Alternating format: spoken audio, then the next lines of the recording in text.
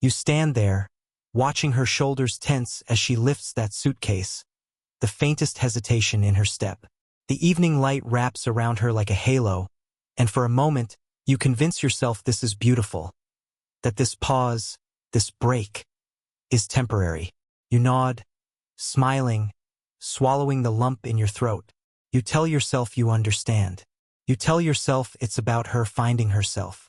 But deep down, your chest tightens, and your fingers itch to reach out, to hold her there and never let go. The door clicks shut. The sound echoes louder than it should, bouncing off the walls of your empty apartment and into the hollow spaces inside you. You didn't see it coming. Or maybe you did and you just refused to look. You stare at the faint outline of where she stood, and in that silence, you hear the first whispers of a truth you weren't ready for. Some breaks aren't for healing, they're for hiding. You replay her words, the way she spoke of space, of reflection, as if you could dissect them and find the real meaning hidden underneath. You reach for logic, for reason, for any thread that could tether you to hope. But all you find is uncertainty, that gnawing, slow ache of not knowing. You thought love meant trust. You thought it meant believing in someone even when the ground shifts beneath your feet. But the truth seeps in quietly, painfully. Maybe love was only ever your illusion. The hum of the city drifts through the open window, indifferent to the storm inside you. You feel the suitcase wheels in your mind, rolling away, carrying pieces of her that you didn't even know could leave. The evening light fades, and darkness settles into the corners, wrapping the room around your heart. Your pulse beats in the silence, a relentless reminder that absence is not emptiness. It is something heavier, something that presses, that questions every quiet promise, every whispered reassurance you ever offered. You wonder if she will come back. You tell yourself she will. You tell yourself this is just a pause, a breath in the middle of a story you still believe has an ending you can control. And yet, beneath it all, a different voice rises, one you can't ignore. It whispers that maybe this is a fracture that cannot be mended, that maybe your hope is the cruelest kind of trap, keeping you anchored to a version of her that never existed outside your imagination. And in that space, that stretch of quiet between heartbeat and heartbeat, you feel it, the shift. You understand, painfully, that freedom for her is not freedom for you. That trusting her doesn't guarantee she will stay. That love, even when it feels absolute, can falter against the weight of choice. And it is here, in the hollow ache of letting go, that you begin to see clearly. Some breaks aren't pauses. Some breaks are beginnings, not for them but for you. Not for what you thought was love, but for what you will become when the illusion finally falls away.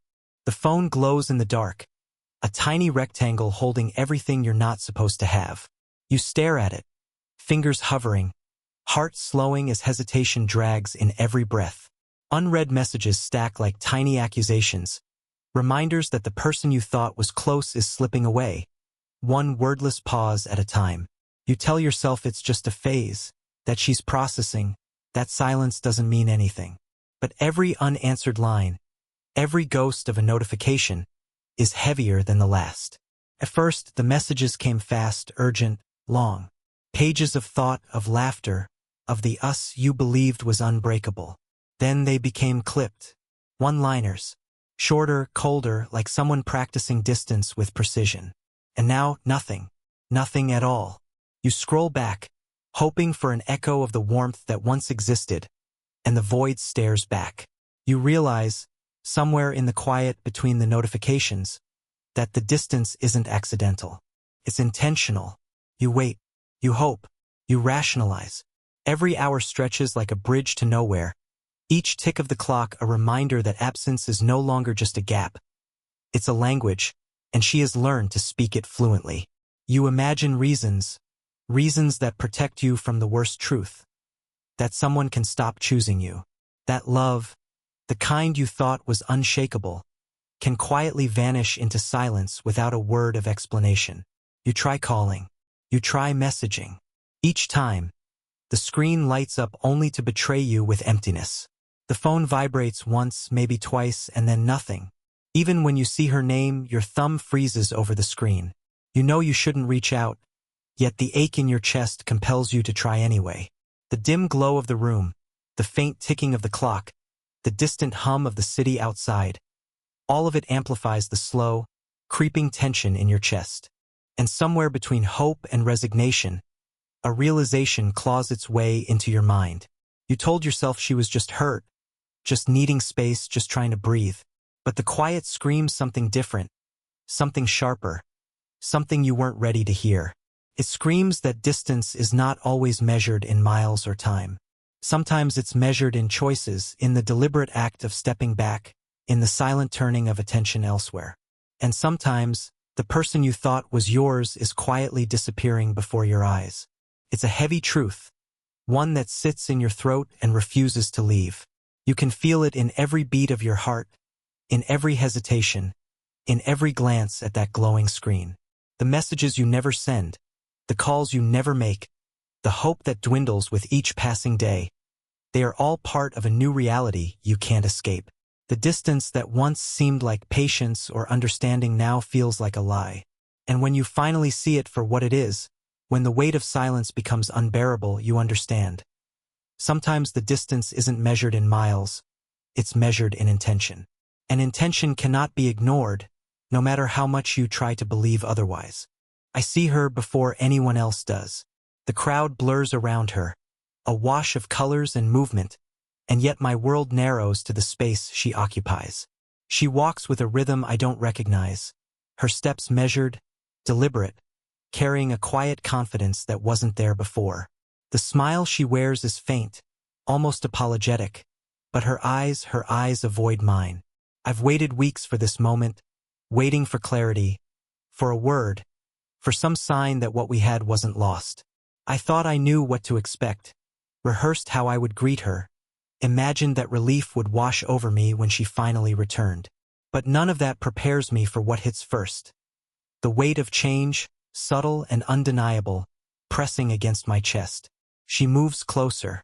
Every detail is magnified. The light in the airport is harsh, bright, almost overexposed, but it doesn't reveal comfort. It highlights isolation.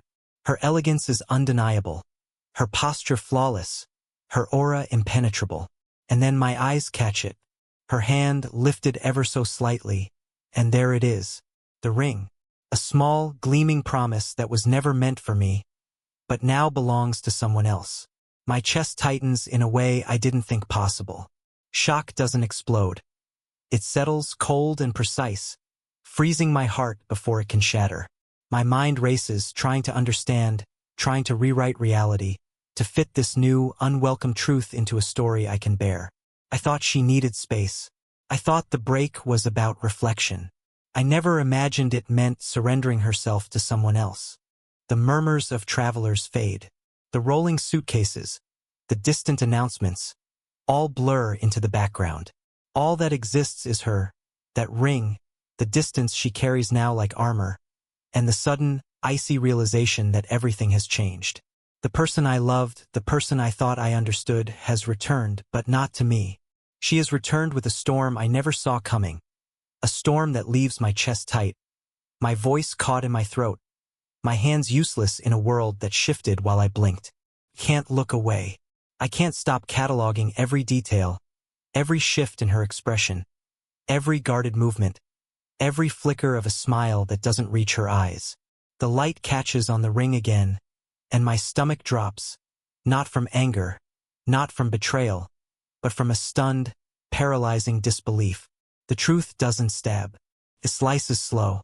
It wins its way through you, unrelenting, quiet, precise, until you realize the world you thought you had is no longer yours to inhabit. And in that moment, I understand. I didn't lose her to distance. I didn't lose her to silence. I lost her to choice, to a path she walked while I was still hoping. And hope, as fragile as it is, can't survive the revelation of someone else's promise. Her hand trembles just slightly, but enough for the light to catch on that ring. A glint so small, so simple, yet it lands in the center of my chest like a stone I didn't see coming. I want to look away, to pretend I didn't notice, but my gaze is locked. Disbelief spreads like a cold fire, starting in my stomach, climbing into my throat, settling in my chest.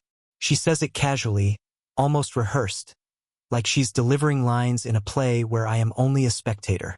It means nothing, she tells me, but every word is a lie, stitched neatly into a smile that feels sharper than any knife.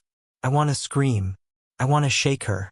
I want to rip the ring from her finger and see the truth scratched into the metal. But all I can do is stand there, watching her move through the room with a calmness I no longer understand, my world tilting with shock and anger. She admits it finally. During the break, she met someone. Not someone fleeting, not a passing fancy. Someone she promised herself to. She got engaged while I waited, while I hoped, while I imagined the moment she would walk back to me with an apology and a smile. And now, every expectation I carried, every quiet reassurance I clung to, feels like a trap I stepped into willingly. I replay every conversation, every word she spoke about space, about reflection, about finding herself. Each phrase now twists like barbed wire, cruel and precise. I wasn't part of her future. I was the soft place she left her past, the placeholder in a story I thought we were writing together. The realization hit slow, cold, unrelenting. Love, trust, belief, they aren't always enough. Sometimes, they're just mirrors showing you how willingly you allowed yourself to be deceived. The room is quiet, except for my heartbeat, loud and uneven, each thump echoing like a warning I ignored. I can feel the air tighten around me, the soft indoor light reflecting off her hand, off the ring, off the space that separates who she was from who she chose to be. Her calmness enrages me, the practiced ease of her confession slicing through me more sharply than words ever could. And as the truth spreads through me, a bitter clarity emerges. He didn't steal her. She offered herself. Every moment of hope I nurtured, every fraction of faith I clung to, it was never meant for me. It was always meant for this other life, this other promise, this other ring. And in that understanding, anger gives way to a strange, cold realization. I can't change her choice, can't reclaim what was never mine. All I can do is feel it, the betrayal, the heartbreak, the sharp emptiness of being left behind. Every lie she hid in a smile, every word she whispered in the guise of love, now gleams with a cruel brilliance. And in that brightness, I see her clearly for the first time. Not the person I thought I knew, but someone who walked away while I stood frozen, believing in a future that never existed.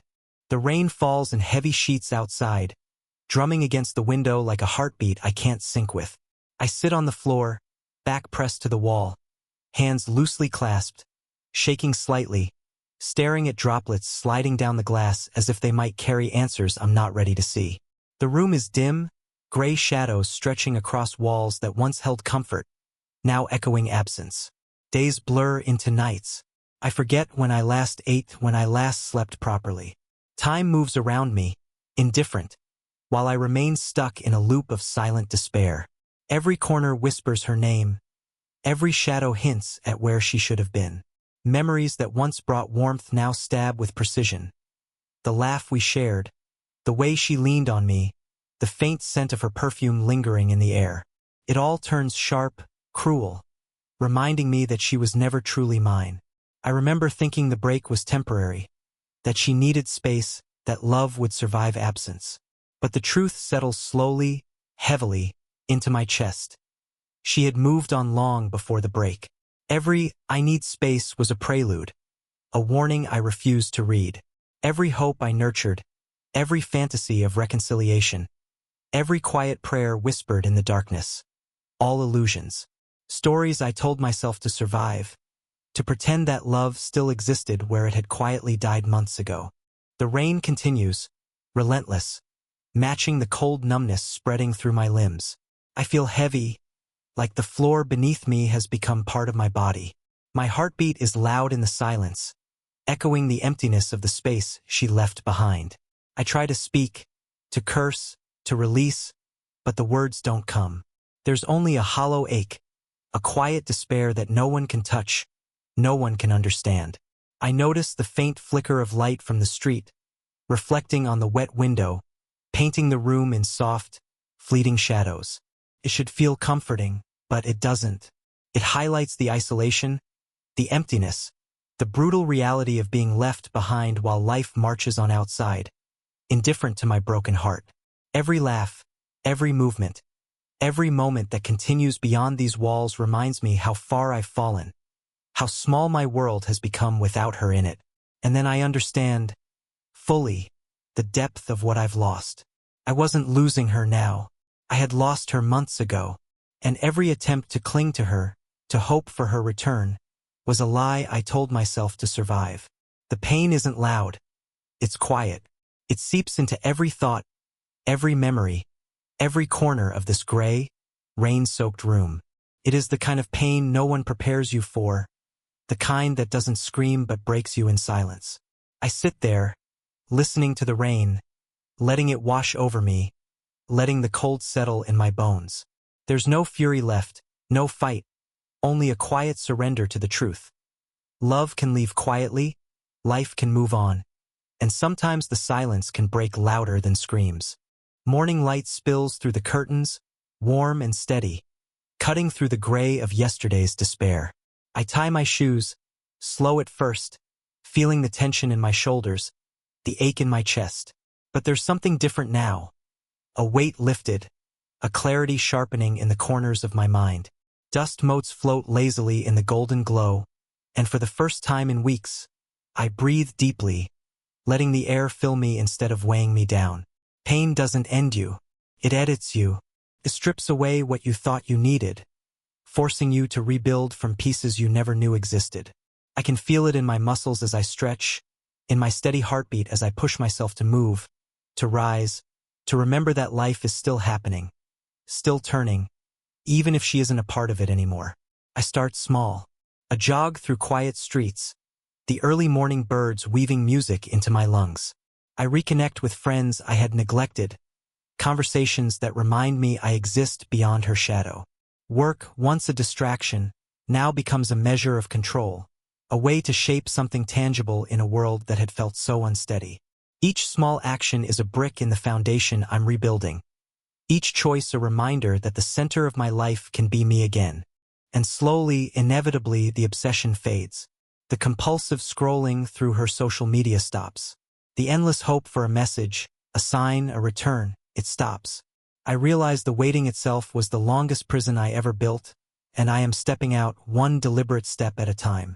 The tension that once clutched my chest eases just slightly with every movement, every focus on growth, every action that isn't tied to her absence. I catch my reflection in the window, the same eyes but sharper now, steadier. My posture straightens not just physically, but in spirit. There is no denying the scars. They are still there, etched into me, reminders of what was lost. But scars are proof of survival, proof that pain was endured and passed through. Loving her broke me, losing her freed me. Every moment spent waiting, every sleepless night, every silent heartache. They were lessons I no longer need to repeat.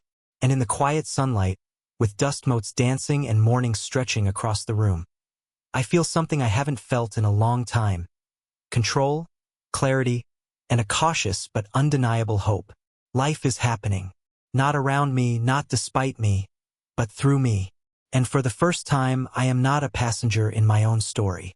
I am the one moving forward, the one choosing to rise, the one choosing to reclaim myself. Healing starts the day you stop waiting. And today, finally, I am awake. I walk through the doors, sharp and deliberate, the world moving around me but unable to touch the calm I carry. Sunlight streams through the glass walls, highlighting a version of me that I hardly recognize. Confident, steady, untouchable. People notice. I feel their glances, their curiosity, but I barely glance back. There's no need. The energy I radiate isn't for anyone else. It's mine. Revenge isn't in shouting, in making them hurt, in dragging the past back into the present. Revenge is quieter, more effective. It's in building a life they can't step into, in becoming someone they can't reach again. And that's exactly what I've done. Every sleepless night, every tear shed, every moment spent lost in longing, I poured it into myself, into growth, into discipline, into becoming a man who doesn't need validation from anyone who chose to leave. Friends notice it first. The change in posture, the way my voice carries, the steady confidence in my eyes. Strangers feel it, drawn not to charm but to the quiet strength that now moves through me. I've reclaimed my time, my energy, my focus. I've transformed absence and betrayal into fuel, into the kind of power that doesn't announce itself, but is impossible to ignore. And then, almost predictably, she tries to reach out. Messages, calls, the faint echo of her presence creeping back into my world. But I don't answer. I don't flinch. I've crossed a line she can no longer touch. Her attempts feel small now, irrelevant, almost sad. The person she knew, the person who waited, who hoped, who counted on her return, he's gone. What remains is someone stronger, someone whole, someone free. I wasn't angry anymore. That anger, that raw ache I once carried, has faded into a quiet satisfaction. That is the real revenge. Not words, not confrontation, not proof of betrayal. The true victory is in the life I'm building without her. The world I'm creating that doesn't require her permission or presence. She will never be a part of this story. Not because I'm bitter, but because I've become someone she can't contain, someone she can't claim. The office hums around me. Footsteps, soft conversations, the low drone of productivity, but it doesn't distract me. It underscores it. Life is moving forward. My life. And for the first time in a long time, I feel an expansive calm, a steady, quiet joy in knowing that my value isn't defined by who stayed or left. Sometimes moving on is the loudest justice. I've learned that, and now, with every step I take, every hand I shake, every glance I give myself in the mirror, I see it clearly. The best revenge isn't taking away. It's giving yourself everything. I walk past the office, past the noise, past everything that tried to define me, and I rise, not in anger, not in defiance, but in the certainty that I am finally untouchable.